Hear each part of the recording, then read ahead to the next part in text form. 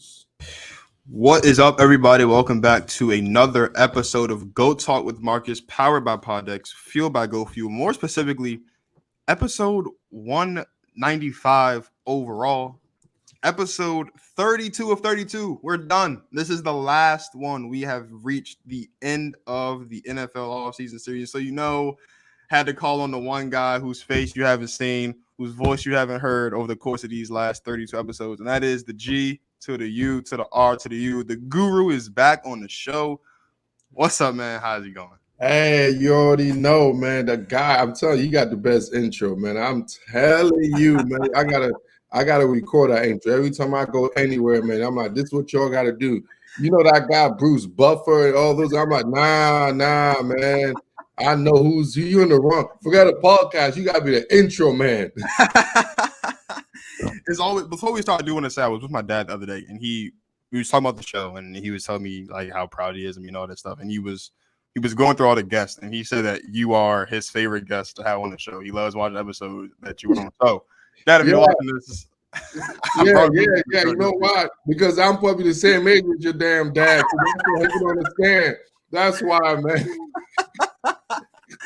Oh, man. So let's jump right into it, right? This is episode 32 of 32, which means we are finally talking about the reigning Super Bowl champion Los Angeles Rams. Made a lot of moves last season and offseason, namely getting Matthew Stafford. Then, of course, they picked up OBJ on their road to the Super Bowl. Now, here we are, and their title defense begins. Obviously, week one, but as you mentioned before the show, football season already here, right? We done already started with training camp. We already started with the preseason, right? So we are here, and the Rams are about to start defending their Super Bowl championship. And that starts with Matthew Stafford and Cooper Kupp.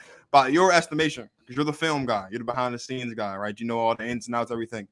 Is Matthew Stafford and Cooper Kupp the best quarterback and wide receiver duo in the NFL heading into the season? Woo, man, that's a loaded question, man. You know, the best wide receiver duo. I'm sure the guy that played in the Super Bowl, I'm sure they could say something about that. Like, hold on, we just started, but look what we could do.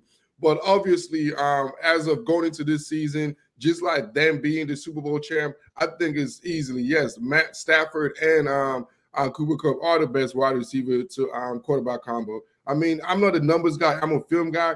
But just the synergy those guys have, man, is incredible, And also, I do also love the Stephon Diggs and Josh Allen. Now, I love that combo. But obviously, just the fact, bro, when you saw the Super Bowl, just the Super Bowl, the last drive just shows you how prolific this combo is. Forget about everything else. But when it was crunch time, when it's time for the time, when it's like, all right, who's who? Those two guys came. When the whole world is Matthew Stafford got to throw the ball, and guess what? And Cooper Kupp got to basically he's throwing to Cooper Kupp. And throughout the whole playoff run, Cooper Kupp was consistent, man, consistently great, and Stafford was consistently going to Cooper Kupp. So yeah, I mean the numbers don't lie, the film don't lie. They're just like a woman; they never lie, man. And whatever they say is the truth. Cooper Kupp and Matthew Stafford are fantastic. I do think, though, that heading into the season, I think they're 1A to Josh Allen and Stephon Diggs is 1B. I'm a little bit of a prisoner of the moment. Real quick, before I got to take my caveat to myself. The only reason why I didn't put D.A. and Rodgers in there, obviously they're not teammates no more. Of course. Okay, just want to put that out there. That was my number one as far as one quarterback to receiver duo. But without that, obviously, I'm going to Stafford and Cooper Kupp. That makes perfect sense. I do think heading into the season, obviously, because they are the Super Bowl champions, they are the duo on the best team in football as it stands as far as the last time we was watching football, that you do have to give them the nod. I think, though, that Josh Allen and Stephon Diggs are coming for that crown this season. I think Josh Allen's going to do incredible things this season. I think Stephon Diggs is going to continue to do incredible things this season in Buffalo. Let's talk about the wide receiver, too. In Los Angeles, that's Allen Robinson, right? It was Robert Woods towards ACO. He has now moved on to hopefully what he could, I guess, think is bigger and better things, hopefully in Tennessee. Do you think that Allen Robinson fits in with this offense that Sean McVay likes to run? Do you think that Allen Robinson is going to be able to do better than what we saw Robert Woods do last season, about the same? How confident are you in Allen Robinson as Cooper Kupp's running mate out there? I wouldn't necessarily think what Robert Woods could do, I don't necessarily think Allen Robinson is able to do that. And also, I don't think the ass could do what Robert Woods did. I don't think that's what Allen Robinson's objective is. I don't think that's why they brought him in there. And I think, honestly, he could do a little bit more as far as opening up the offense, because you look at McVay's offense, it's a lot of, it's a lot of window dressing in a sense. I like to say it's a lot of window dressing, and he likes to throw the ball inside the numbers. Like, he loves to throw the ball inside the numbers. Most of you can see even Cooper Kupp, he likes that. But when you have a guy like Allen Robinson, who's very good as outside the numbers, that's his strength. He can make those contested catches, those what they call them toe drags, those toe touches, drags they call nowadays. Like, Cooper Kupp don't make plays like that because he's inside the numbers. That's what he does. That's what he does most of his damage, being basically a slot receiver. But they needed an outside number, another element, because now they have a quarterback that could throw the ball all over the field. And hence, he's going to be more like an Odell situation, because you saw with Odell what McVay did with Odell outside the numbers. Odell was getting hitches because you had a quarterback that could actually throw the ball outside the numbers and throw every type of throws in the book, basically. So that's what this is going to do. I think Allen Robinson is more outside the numbers. He's going to fit more of what they wanted to do with Odell, rather than what they do with Robert Woods' type of situation. I think Allen Robinson is the perfect complement of Cooper Kupp. For everything you just said, right? Like, Cooper Kupp is more so the elusive, smaller guy that plays inside the numbers. You got Allen Robinson is the more physical, bigger guy that does outside the numbers. Robert Woods and Cooper Kupp. Cooper Kupp is, I think, obviously the more talented, more skilled receiver, but they both kind of played inside the numbers, right? Despite the fact that Matthew Stafford can throw the ball all over the yard, and we did see instances where Cooper Kupp was getting the ball outside the numbers, as was Robert Woods. Now you have a guy in Allen Robinson who can get those sideline catches and can be physical outside the numbers, and you have Cooper Kupp that can play inside the numbers. It's really going to make it harder for these defenses now to figure out how they're going to defend these two, because you can't leave one inside and Cooper Kupp because he'll mess you up. You can't leave Allen Robinson alone by himself outside because he'll mess you up. It makes it that much more difficult for defenses to game plan for and defend Cooper Kupp and Allen Robinson and the entire Rams offense as a whole. When you talk about Van Jefferson, you talk about what they have going out in the backfield, and of course their tight ends as well. It just makes that offense that much more dynamic. So let's talk about Odell Beckham Jr., because you mentioned Odell. Odell's yet to make a decision about his free agency. He has yet to sign an extension with the Rams. He's yet to go elsewhere. So right now, Odell Beckham Jr. is still a free agent today. Do you think OBJ goes back to LA to try to get himself another championship, or do you think he goes elsewhere? OBJ is fascinating. Isn't he a fascinating character, bro? Like, honestly, like he's a good person, but as far as football player, like, I'm a film guy. And obviously he did his thing. He's unfortunate about his injury, but man, the last couple of years, it's really just been an injury. I hate to say injury prone, but it's hard for me to put a money. It's like this. I look at it like this. When you have a car, we all have a car. I'm from the hood, just like you will. I'm broke. I got money, right? So I used to drive in broken down cars. And there's sometimes, man, it's like once your car broke down before, or or something happened, you're gonna be like, damn, it's gonna be in your head like first of all, the car, the value just went down because it broken down. And then you're gonna be like, man, you know what? There's a chance this shit's gonna break down again. It's gonna break down again. And think about it this way. Now, if I'm your friend and I've seen you, this car with you, I'm in the car with you, and the car broken down. And then all of a sudden you want to sell me this car. And I'm gonna be like, this car is kind of iffy. That's like Odell to every team in the NFL. Every team already seen him broken down. He's a broken down vehicle right now. And so now it's like, yeah, you did drive nice when you first got it. Yeah, that's true. But it's been 3-4 years and nah. So nobody's in a rush to sign him. And honestly, I think where he's at in his career with all of those lower body injuries, I don't think he's worth really. I don't think his impact on the team, I think, is very slim. He's more of a situational type guy more than a impact guy per se. Does that kind of make sense? No, it makes perfect sense. I mean, you look at, and I think there are a lot of guys at this point in their career that are kind of in that already, and I think they're comfortable with that, right? Like I think Julio Jones is a prime example of that. Like Julio isn't at this point in his career that's that same impact receiver. That doesn't mean that he's bad, but he is not that he is no longer, I think, going to be the guy that just by himself wins you games. He's going to be the guy that when it really matters most, he's going to make that big catch, right? Or he's going to make that big play when it matters most. But he is not going to be the guy that you lean on throughout the course of the game to win you a football game. And I agree with you. I think OBJ is kind of in that same territory at this point where he is talented and the skill is there. And when he's healthy, he is valuable. But you're not going to be leaning heavy on OBJ, I think, at this point to win you a game. You're going to look to OBJ down the stretch in big moments to make those big catches or to make those big plays. I mean, that's all he really is. Just like, honestly, like I want, just like what Julio's taking eventually the veteran minimum. Like, if Odell's looking for payday, I think those days are over. He already got paid, you know. So I think it's more. And the thing that's going against him, he has such a big name. He's such a big, you know, the gift and the curse. Yeah, you have a big brand, but when you're at a stage where your performance don't capture and don't meet up to your brand, it's kind of like, do you really as a team or as an organization want to deal with that aspect? Because Odell is more of a brand than as a football player right now. That's just the honest truth. And it's like when you bring him in, you're bringing in more of that Odell brand and then the Odell football player, in my opinion. And I'm not saying Odell can't play, but I think pretty much right now, Odell is, in my opinion, right now, at best, he might be a low 2, maybe a number 3 receiver in the league.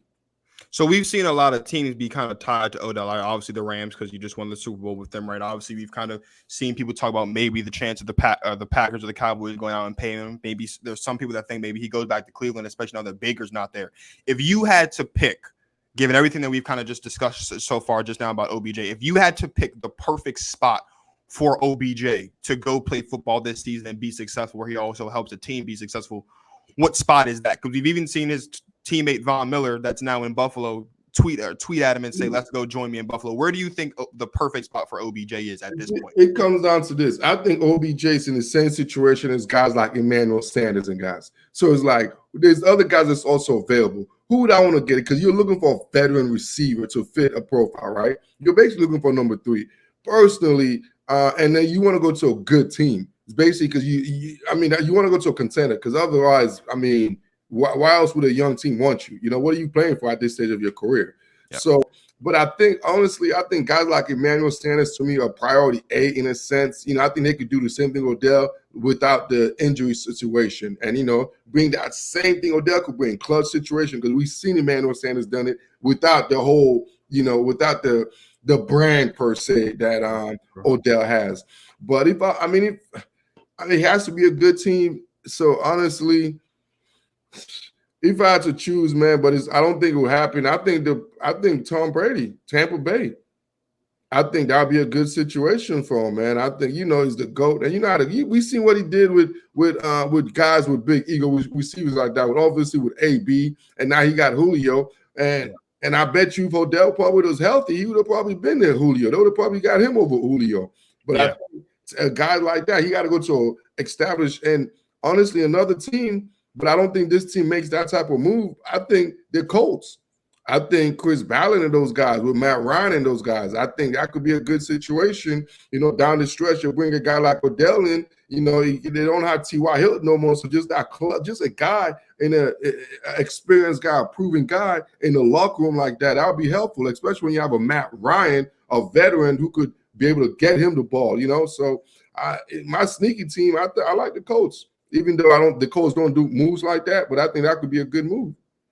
I like that. I like your point about the Colts because the Colts, I think, have a rather underrated wide receiver room. And I think you add OBJ to that wide receiver room with Matt Ryan, who takes good care of the ball, who makes good decisions. You already have one of the better backs in football with Jonathan Taylor, right? The coaching staff has already come out or kind of hinted at wanting to get Nyheim Hines more involved this season. Now that he's coming back off of injury to kind of take the load off of Jonathan Taylor a little bit, but also give a little bit more dynamic. And they've got one of the best offensive lines in football. So there's going to be a lot of pass protection for Matt Ryan too. That's a team that I think is a Super Bowl contender or at least close to being one because they have all the pieces on both sides of the ball. And your point about Tom Brady makes sense too, right? We saw a couple years ago OBJ made or sent Tom Brady some special cleats that had GOAT on it with GOAT hair on it. So, you know, there's the connection there, right? So it makes sense. And maybe if OBJ doesn't tear his ACL, maybe we see OBJ in Tampa Bay instead of Julio Jones. And I think that maybe there's a little bit of concern there. If I'm being honest, I think the most realistic scenario is I don't think we see where OBJ lands until he gets fully healthy and comes off of this injury, and we see a midseason signing of, hey, this team is going to go grab Julio Jones or going to go grab OBJ, That could be LA, and maybe that is what they're waiting for. Or that could be an Indianapolis Colts team or one of these other teams that might just need a little bit extra oomph to kind of keep them close with the top dogs. To be honest with you, I will be, unless they bear any injury, I don't see him going to LA. The Allen Robinson, the money they give Allen Robinson, that is the Odell. He's doing exactly what Odell's supposed to be doing. So I don't see how they would do that. If it don't make sense or it don't make dollars, it definitely don't make sense. Right. That is true. It don't make dollars. It don't make sense. Let's talk about the defensive side of the ball, right? Because while OBJ's future's up there and it looks like he probably won't be coming back to LA, there is one guy that was part of that Super Bowl team last season that we know is not going to be in LA next season, and that is Von Miller, who left the Los Angeles Rams to go join the Buffalo Bills and search for what would be his third ring in his career, hopefully his second in consecutive years. Do you think the loss of Von Miller hurts this defense, or do you think it's not going to matter that much that Von Miller has moved on to Buffalo for Los Angeles? I don't think.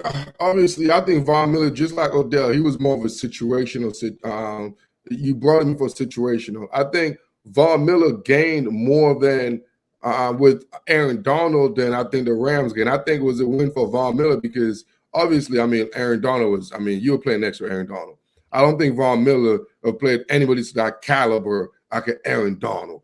And you put in. Come on, man. Like Von Miller is one of the best in his decade. And then you have another guy that made him look like he was like a JV player on his same team. So I think that helped Von quite a bit. And honestly, everybody that's been next to Aaron Donald, basically with the Rams, they have like double-digit sacks. To be honest with you, they can put anybody in there. Like that's Leonard Floyd. Remember, like they put anybody next to Aaron Donald. I think it's a plug and play because you're going one-on-one. And if you know how to sack a quarterback next to Aaron Donald, you should be able to get minimum 10 sacks, bro. That's fair. I think Von Miller was kind of like that extra veteran presence, maybe to kind of, for a schematics purpose, kind of make defense or make offenses kind of pause for a second about sending double and triple teams towards Aaron Donald. I don't know that Von Miller's absence, I agree with you, is going to make that much of a difference, especially when you have not just one of the greater defensive players of the decade, but arguably one of the greatest defensive players, especially defensive lineman, the game has ever seen in Aaron Donald. He is just he has been incredible since he's been in the league, and he's a defensive player of the year candidate every year. He's a lock for the for first team all pro defense every single season. He's just that good. The one thing that was missing from Aaron Donald's resume and his greatness was that Super Bowl ring that he just got earlier this year back in February. So makes perfect sense. I think that Von Miller is now going to Buffalo for the exact same reason, to be that veteran situational guy, to just kind of rally the troops and be that vocal leader on the field and be the quote unquote quarterback of the defense. So with that being said, we did see the Rams win the championship last season, and they did it with a lot of interesting ups and downs, so to speak. How many wins, if you had to put a number on it, do you see the Rams getting this season? Oh, the Rams are going to be a good team. No, they're a very good team, man. The boy wonder over there.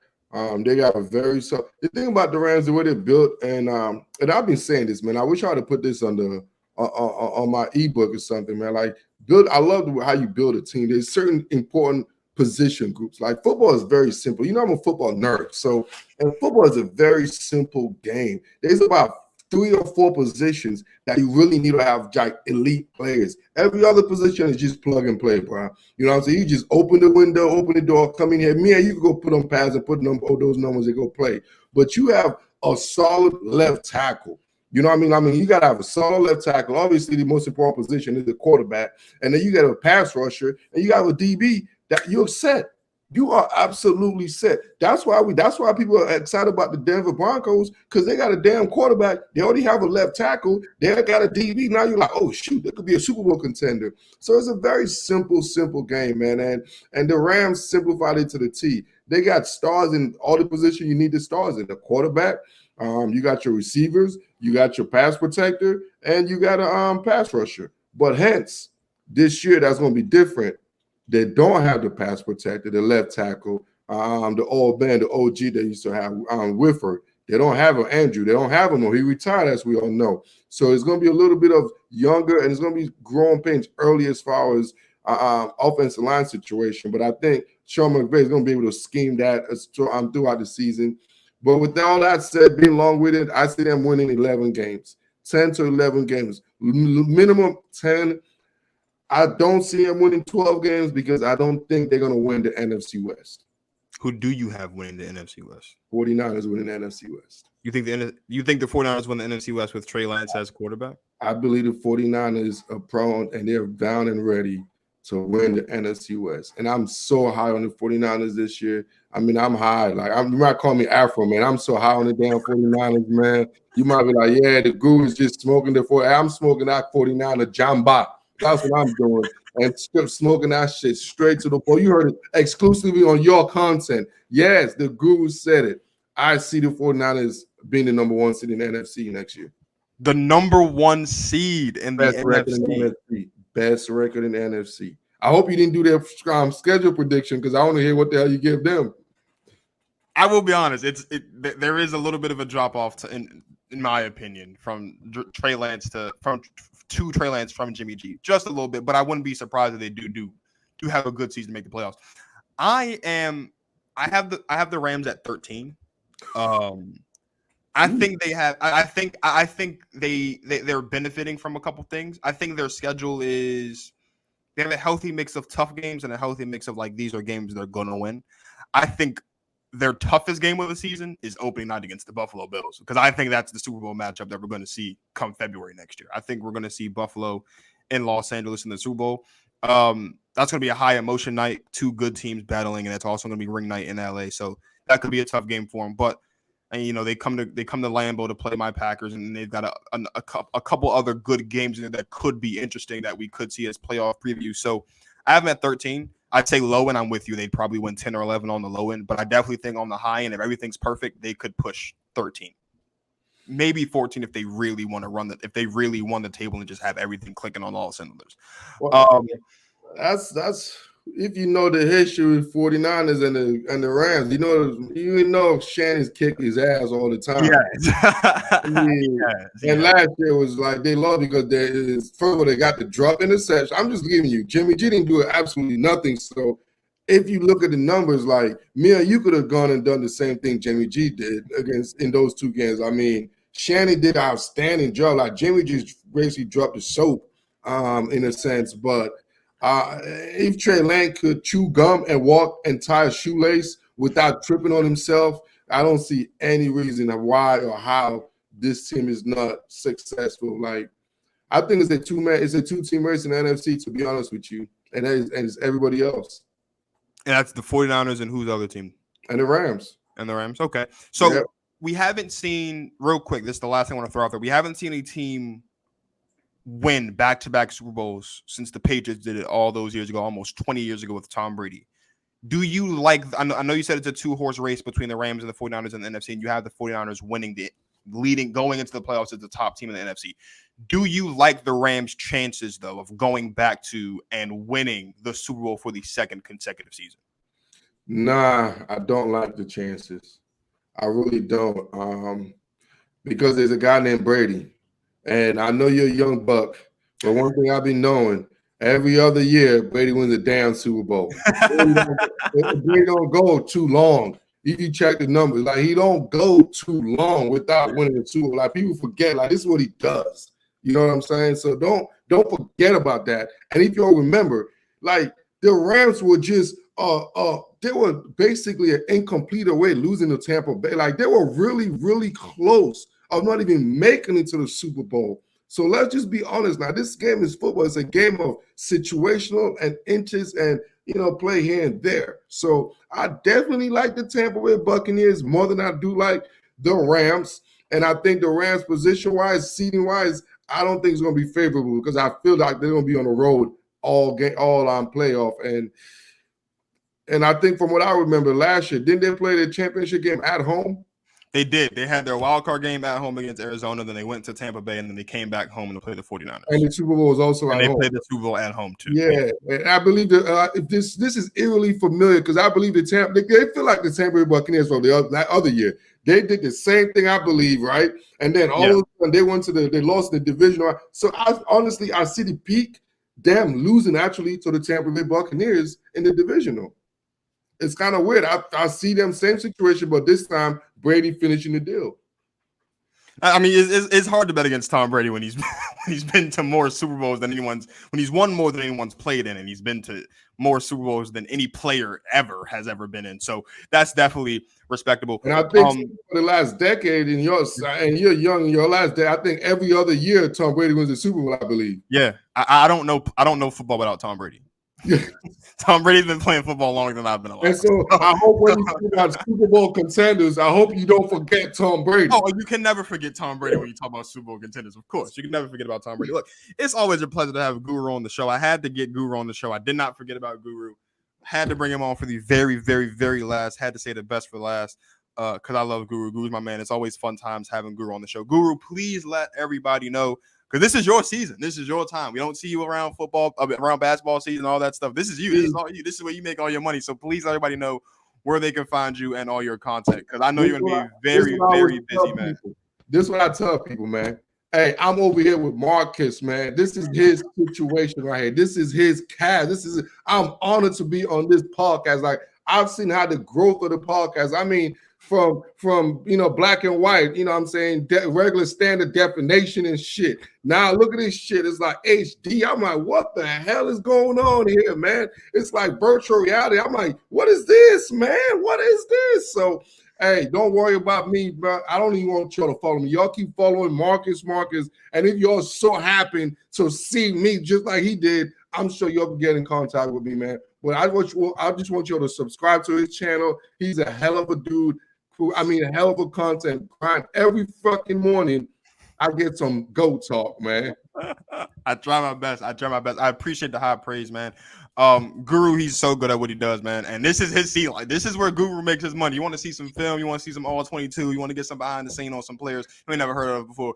You want to check out Guru because he's going to give you all of that information. That's what I like. Never heard of, man. I just the thing I love watching films.